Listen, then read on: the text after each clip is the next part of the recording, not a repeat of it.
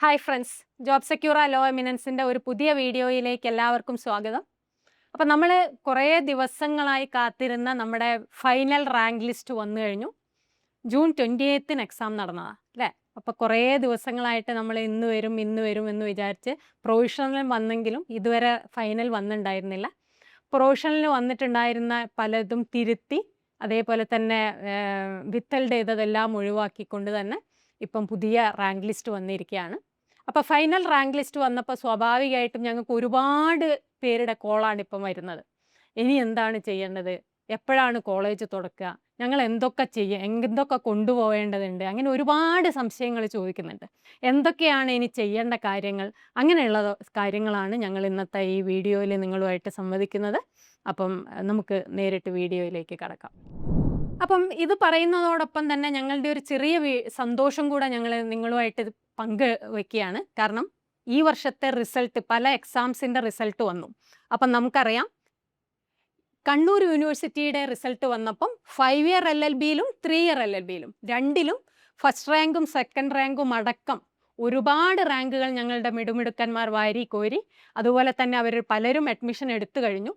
MG യൂണിവേഴ്സിറ്റിയിലും second rank അടക്കം ഒരുപാട് റാങ്കിലേക്കാണ് ഞങ്ങളുടെ കുട്ടികൾ എത്തിയത്. നല്ല റാങ്ക്, മികച്ച റാങ്കുകൾ തന്നെ വാരി. അതേപോലെ ക്യുസാറ്റിൽ ഇപ്പം ക്ലാസ് തുടങ്ങിക്കഴിഞ്ഞു. ഞങ്ങളുടെ ഒരുപാട് കുട്ടികൾ വന്നു. ഞാൻ ടോപ്പ് റാങ്ക് മാത്രമേ ഇവിടെ കാണിക്കുന്നുള്ളൂ. ക്യുസാറ്റിലും ഞങ്ങളുടെ കുട്ടികൾ റിസൾട്ട് അതേപോലെ തന്നെ കൊണ്ടുവന്നു. കേരള ലോ എൻട്രൻസിലേക്ക് എടുക്കുകയാണെങ്കിൽ കേരള ലോ എൻട്രൻസിലെ ടോപ്പ് റാങ്ക് മാത്രമേ ഞാനിവിടെ കാണിക്കുന്നുള്ളൂ. 5, 6, 11 തുടങ്ങിയ റാങ്കുകൾ അടക്കം 300-ന് ചുവടെ റാങ്കുകൾ നോക്കിയാൽ 108 റാങ്കുകൾ ജോബ് സെക്യൂറിയൻസ് നേടിക്കഴിഞ്ഞു. അപ്പം നമുക്ക് ഉറപ്പിക്കാം, ഫസ്റ്റ് അലോട്ട്മെൻറ്റിൽ തന്നെ, ഫസ്റ്റ് റൗണ്ടിൽ തന്നെ 120-ലധികം കുട്ടികൾ ഗവൺമെൻറ് ലോ കോളേജസിലേക്ക് ജോബ് സെക്യൂറിയൻസ് എത്തുമെന്നുള്ളത് ഞങ്ങൾക്ക് തരുന്ന അഭിമാനം ചെറുതല്ല. അതിന് ഞങ്ങൾക്ക് സപ്പോർട്ട് ചെയ്ത മുഴുവൻ ഞങ്ങളുടെ മിടുമിടുക്കരായ കുട്ടികളെയും ഞങ്ങൾ ജോബ് സെക്യൂറ ടീം അഭിനന്ദിക്കുന്നു. അപ്പം നമുക്ക് വീഡിയോയിലേക്ക് കടക്കാം. അപ്പോൾ അടുത്തത് എന്താണ്? അടുത്തത് ഓപ്ഷൻ രജിസ്ട്രേഷനാണ്. നമ്മൾ പഠിച്ചു, നല്ല റാങ്ക് നേടി. പക്ഷേ ഇനിയുള്ളതാണ് വളരെ വളരെ പ്രധാനം. കാരണം ഓപ്ഷൻ രജിസ്ട്രേഷൻ സമയത്ത് നമുക്കൊരു പാളിച്ച വന്നു പോയാൽ പിന്നെ അത് തിരുത്താൻ ഒരു വഴിയില്ല. അപ്പോൾ അതുകൊണ്ട് തന്നെ വളരെ ചിന്തിച്ച്, യുക്തി ഉപയോഗിച്ചുകൊണ്ട്, ബുദ്ധി ഉപയോഗിച്ചുകൊണ്ട് ചെയ്യേണ്ട ഒരു കാര്യമാണ് ഈ ഓപ്ഷൻ രജിസ്ട്രേഷൻ എന്നുള്ളത്.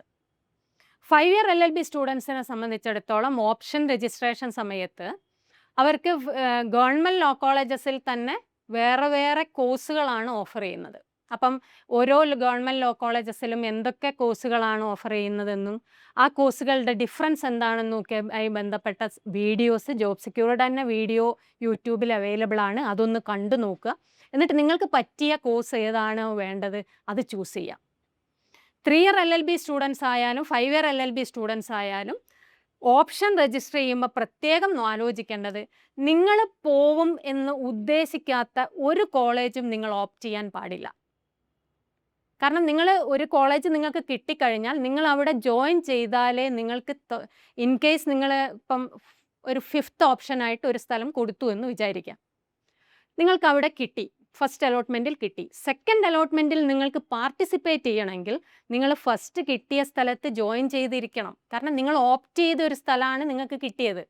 അപ്പം നിങ്ങൾ ഒരിക്കലും പോവില്ല എന്ന് വിചാരിക്കുന്ന ഒരു സ്ഥലം നിങ്ങൾ ഓപ്റ്റ് ചെയ്യേണ്ട കാര്യമില്ല, നിങ്ങൾ ഓപ്റ്റ് ചെയ്യാൻ പാടില്ല. അപ്പം ഓപ്റ്റ് ചെയ്യുമ്പം നിങ്ങൾക്ക് സൗകര്യമുള്ള സ്ഥലമാണോ, നിങ്ങൾക്ക് എന്തായാലും നിങ്ങൾ പോകുന്ന സ്ഥലമാണോ, നിങ്ങൾക്ക് പറ്റിയ കോഴ്സാണോ, ഇതൊക്കെ ആലോചിച്ചിട്ട് വേണം നമ്മളത് ഓപ്റ്റ് ചെയ്യാൻ. ഗവൺമെൻറ് ലോ കോളേജസ് ഉദ്ദേശിക്കുന്നവർ ഗവൺമെൻറ് ലോ കോളേജസ് തന്നെ ആദ്യം ഓപ്റ്റ് ചെയ്യണം. ആദ്യം പോയിട്ട് ഒരു സെൽഫ് ഫിനാൻസ് കൊടുത്തു കഴിഞ്ഞാൽ, ഫസ്റ്റ് നിങ്ങൾക്ക് സെൽഫ് ഫിനാൻസ് കിട്ടിയാൽ പിന്നീട് ഒരിക്കലും നിങ്ങൾക്ക് തിരിച്ചു വരാൻ പറ്റില്ല. അപ്പോൾ ഫസ്റ്റ് ഓപ്ഷൻസ് ഏതാണ് കൊടുക്കുന്നത് എന്നുള്ളത് വളരെ പ്രധാനമാണ്. നിങ്ങൾക്ക് ഏറ്റവും നിങ്ങൾ കിട്ടണമെന്ന് ആഗ്രഹിക്കുന്നത് ഫസ്റ്റ് ഓപ്ഷൻ, അതിന് താഴെ സെക്കൻഡ് ഓപ്ഷൻ, അങ്ങനെ കൊടുക്കാം. എത്ര ഓപ്ഷൻസ് വേണമെങ്കിൽ കൊടുക്കാം. പക്ഷേ പോകും എന്ന് ഉറപ്പുള്ളിടത്തേ പോയി കൊടുക്കാൻ പാടുള്ളൂ. കൊടുത്തു കഴിഞ്ഞാൽ നമ്മൾ ഫസ്റ്റ് ജോയിൻ ചെയ്യണം, എന്നാലേ സെക്കൻഡ് അലോട്ട്മെൻറ്റിലേക്ക് പോകാൻ പറ്റുള്ളൂ. അതാണ് ഇതിനകത്ത് ഏറ്റവും പ്രധാനമായിട്ട് നോക്കേണ്ടത്. ഇനി നമുക്കങ്ങനെ കിട്ടിക്കഴിഞ്ഞു എന്ന് വിചാരിക്കാം. നിങ്ങൾക്ക് ഫസ്റ്റ് ഓപ്ഷൻ കൊടുത്തു, ഓപ്ഷൻ കൊടുത്താൽ അതിൻ്റെ ഫുൾ പ്രൊസീജിയറും ചെയ്തു എന്നുള്ള കാര്യം ഉറപ്പ് വരുത്തണം കേട്ടോ. അപ്പോൾ എപ്പോഴും നമ്മൾ ഇനി അങ്ങോട്ട് സിഇയുടെ വെബ്സൈറ്റ് നോക്കിക്കൊണ്ടിരിക്കണം എന്ന് അർത്ഥം. അപ്പം നമ്മൾ ഓപ്ഷൻ കൊടുത്തു കഴിഞ്ഞാൽ ഫസ്റ്റ് അലോട്ട്മെൻറ്റിലേക്ക് പോകും. അപ്പോൾ ഫസ്റ്റ് അലോട്ട്മെൻറ്റിൽ നമ്മൾ എന്താണ് ചെയ്യേണ്ടത്, അതിലേക്കാണ് ഇനി നമ്മൾ പോകുന്നത്. അപ്പം നിങ്ങൾ ഓപ്ഷൻ രജിസ്ട്രേഷൻ ചെയ്ത് കഴിഞ്ഞാൽ സാധാരണഗതിയിൽ അടുത്തത് ഫസ്റ്റ് അലോട്ട്മെൻറ്റിലേക്കാണ് പോവുക. അപ്പോൾ ആ ഫസ്റ്റ് അലോട്ട്മെൻറ്റിലേക്ക് പോകുന്നതിൻ്റെ ഭാഗമായിട്ട് തന്നെ നിങ്ങളുടെ കാൻഡിഡേറ്റ് പോർട്ടലിൽ കാൻഡിഡേറ്റ് ഡാറ്റാ ഷീറ്റും അലോട്ട്മെൻറ്റ് മെമ്മോയും വരും സാധാരണ. അപ്പോൾ അലോട്ട്മെൻറ്റ് മെമ്മോയിലാണ് നിങ്ങൾക്ക് ഏത് കോളേജാണ് കിട്ടിയിട്ടുണ്ടാവുക എന്നുണ്ടാവും.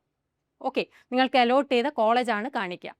കാൻഡിഡേറ്റ് ഡാറ്റാ ഷീറ്റിൽ നിങ്ങൾക്ക് നിങ്ങളുടെ ഈ വർഷത്തെ എക്സാമിന് എത്ര സ്കോർ ഉണ്ട്, നിങ്ങളുടെ റാങ്ക് എത്രയാണ്, പേരെന്ത്, അഡ്മിറ്റ് കാർഡ് നമ്പർ എത്രയാണ്, ആപ്ലിക്കേഷൻ നമ്പർ എത്രയാണ്, അങ്ങനെയുള്ള ഡീറ്റെയിൽസ് ആയിരിക്കും ഉണ്ടാവുക. ഈ 2 ഡോക്യുമെൻറ്റ്സും ആയിരിക്കും നിങ്ങൾക്ക് സാധാരണഗതിയിൽ ഫസ്റ്റ് അലോട്ട്മെൻറ്റിൻ്റെ ഭാഗമായിട്ട് ആദ്യം കാൻഡിഡേറ്റ് പോർട്ടലിൽ കാണുന്നുണ്ടാവുക. ഓക്കെ, ഈ സാധനങ്ങളുടെ 2ൻ്റെയും പ്രിൻ്റ് നമ്മൾ എടുത്തു വെക്കണം. കാരണം നമുക്ക് ഫസ്റ്റ് അലോട്ട്മെൻറ്റിൻ്റെ ഡേറ്റ് വരുമ്പോഴത്തേക്ക് ഈ 2ൻ്റെയും പ്രിൻ്റ് വേണം. അതിപ്പോൾ അവൈലബിൾ ആവില്ല. ഓപ്ഷൻ രജിസ്ട്രേഷൻ കഴിഞ്ഞ് അലോട്ട്മെൻറ്റിലേക്ക് കടക്കുമ്പോഴാണ് ഇത് കിട്ടുക. ഇപ്പോഴേ ഇതൊന്നും കിട്ടുന്നുണ്ടാവില്ല. ഓക്കെ, മനസ്സിലാവുന്നുണ്ടാവുമല്ലോ. അപ്പം ഫസ്റ്റ് അലോട്ട്മെൻറ്റ് വന്നു കഴിഞ്ഞു, നമ്മൾ പ്രിൻ്റൊക്കെ എടുത്തു. അപ്പോൾ ഇനി അടുത്ത് എന്താ, കോളേജിൽ പോയി ജോയിൻ ചെയ്യണം. അപ്പം ഞാൻ വീണ്ടും ഓർമ്മിപ്പിക്കുകയാണ് നിങ്ങളെ, ഫസ്റ്റ് അലോട്ട്മെൻറ്റിൽ എവിടെയാണോ കിട്ടിയത് അവിടെ പോയിട്ട് വേണം അഡ്മിഷൻ എടുക്കാൻ. നിർബന്ധമാണ്. എപ്പോഴാണോ ഡേറ്റ് വരുന്നത് ഡേറ്റ് നോക്കിക്കൊണ്ടിരിക്കുക, അന്ന് കോളേജിൽ പോയിട്ട് അഡ്മിഷൻ എടുക്കുക. ഇനി അഡ്മിഷൻ എടുക്കാൻ പോകുമ്പോൾ എന്തൊക്കെ വേണം, ഈ പറഞ്ഞ 2 ഡോക്യുമെൻറ്റ്സ് വേണം. കൂടാതെ നമ്മൾ ഏതൊക്കെ ഡോക്യുമെൻറ്റ്സ് ആണോ അപ്ലോഡ് ചെയ്തത് ആ ഡോക്യുമെൻറ്റ്സിൻ്റെ മുഴുവൻ ഒറിജിനൽ കയ്യിലുണ്ട് എന്നുള്ള കാര്യം ഇപ്പോഴേ ഉറപ്പ് വരുത്തുക. അതേപോലെ തന്നെ നമ്മുടെ അക്കാഡമിക് സൈഡിലുള്ള ഒരു ഡോക്യുമെൻറ്റ്സും നമ്മൾ ഇതുവരെ അപ്ലോഡൊന്നും ചെയ്യേണ്ട ആവശ്യം വന്നിട്ടില്ല. പക്ഷേ ആ സർട്ടിഫിക്കറ്റ്സ് മുഴുവൻ ഒറിജിനൽ കയ്യിലുണ്ട് എന്നുള്ള കാര്യവും ഉറപ്പ് വരുത്തുക. ഓക്കെ, അപ്പം എന്തൊക്കെ ഡോക്യുമെൻറ്റ്സ് വേണം എന്നത് സംബന്ധിച്ച ഒരു വീഡിയോ ഞങ്ങൾ പിന്നീട് ചെയ്യുന്നുണ്ടാവും. അല്ലെങ്കിൽ നിങ്ങൾക്ക് പ്രോസ്പെക്ടസിൽ നോക്കിക്കഴിഞ്ഞാൽ എന്തൊക്കെ ഡോക്യുമെൻറ്റ്സ് ആണ് അഡ്മിഷൻ സമയത്ത് വേണ്ടത് എന്നതിൻ്റെ ഒരു ലിസ്റ്റ് അവിടെ കൊടുത്തിട്ടുണ്ട്. ആ ഡോക്യുമെൻറ്റ്സ് ഒക്കെ കയ്യിലുണ്ട് എന്നുള്ള കാര്യം നമ്മൾ ഇപ്പോഴേ ഉറപ്പ് വരുത്തണം. എന്നിട്ട് വേണം നമ്മൾ കോളേജിൽ പോയിട്ട് ജോയിൻ ചെയ്യാൻ. അപ്പം സ്വാഭാവികമായിട്ടും തോന്നുന്ന വേറൊരു സംശയം ഉണ്ടാവും, ഫസ്റ്റ് അലോട്ട്മെൻറ്റിൽ കിട്ടിയിട്ടില്ലെങ്കിലോ വിചാരിച്ച സ്ഥലത്ത്. സങ്കടപ്പെടണ്ട, വീണ്ടും അലോട്ട്മെൻറ്റ് വരാനുണ്ട്. അപ്പോൾ ഫസ്റ്റ് അലോട്ട്മെൻറ്റ് കഴിയുന്നതോടെ കഴിയുന്നില്ല, വീണ്ടും സെക്കൻഡ് അലോട്ട്മെൻറ്റ് വരും.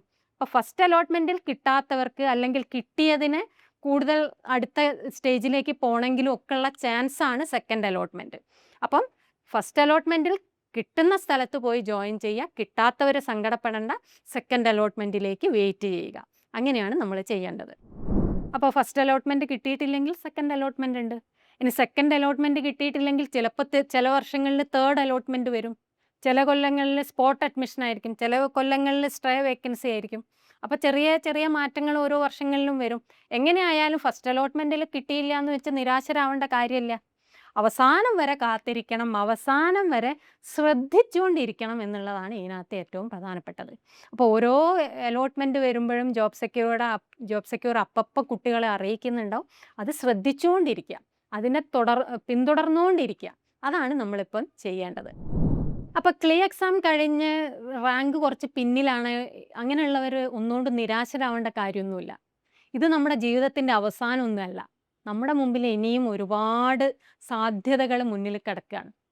അപ്പം ലോ തന്നെ ചെയ്യണമെന്ന് ആഗ്രഹിക്കുകയും എന്നാൽ നല്ലൊരു പ്രീമിയം ലോ സ്കൂളിൽ പഠിക്കണമെന്ന് ആഗ്രഹിക്കുന്നു, എന്നാൽ വേണ്ടത്ര സമയം കിട്ടിയില്ല ഇതിന് പ്രിപ്പയർ ചെയ്യാൻ, അങ്ങനെയുള്ളവർക്ക് വേണ്ടിയിട്ട് കേരള ലോ എൻട്രൻസ് എക്സാമിനേഷൻ പോലെ തന്നെ പ്രധാനപ്പെട്ട ക്ലാറ്റ് കോമൺ ലോ അഡ്മിഷൻ ടെസ്റ്റ് ഈ വരുന്ന ഡിസംബർ 6 നടക്കാൻ പോവുകയാണ്.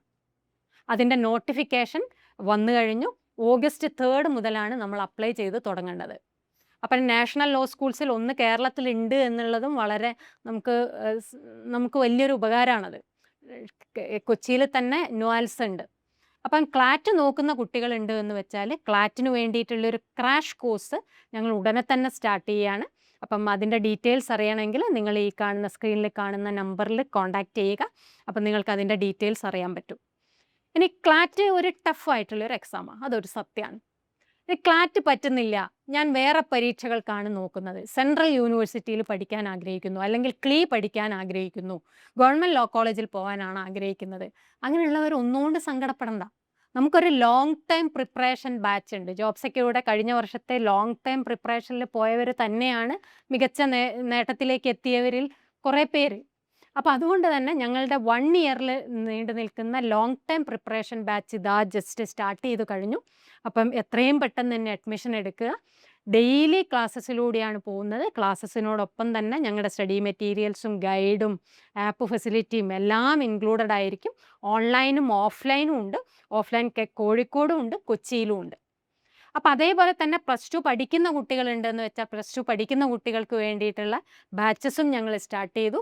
+2വിനോടൊപ്പം തന്നെ നമുക്ക് +2വിനെ ബാധിക്കാത്ത വിധത്തിൽ ഇത് കൊണ്ടുപോവാം. നമ്മൾ ക്യുസാറ്റ് പോലുള്ള എക്സാംസ് ഒക്കെയാണ് നോക്കുന്നതെന്ന് വെച്ചാൽ +2 കഴിഞ്ഞാൽ ചിലപ്പം വേണ്ടത്ര സമയം കിട്ടില്ല. അപ്പോൾ ഇപ്പോഴേ പ്രിപ്പറേഷൻ തുടങ്ങിയാൽ നമുക്ക് നല്ലൊരു റിസൾട്ടിലേക്ക് എത്താൻ പറ്റും. അപ്പോൾ അതിന് വേണ്ടിയിട്ടുള്ള കോച്ചിങ്ങും ഞങ്ങൾ ഇതാ ജസ്റ്റ് സ്റ്റാർട്ട് ചെയ്ത് കഴിഞ്ഞു. അഡ്മിഷൻ നടന്നുകൊണ്ടിരിക്കുകയാണ്.